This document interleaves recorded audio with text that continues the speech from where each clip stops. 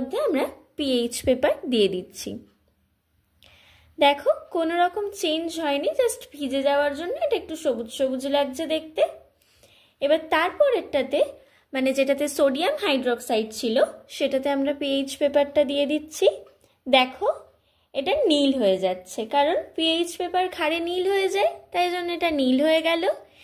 আর এখানে যেটাতে হাইড্রোক্লোরিক অ্যাসিডের সলিউশন ছিল সেটাতে আমরা চুবিয়ে দিলাম।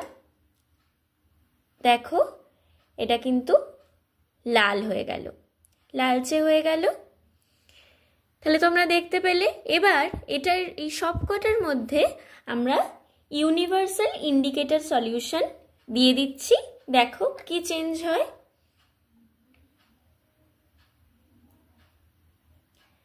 দেখো এটা নীল হয়ে গেল।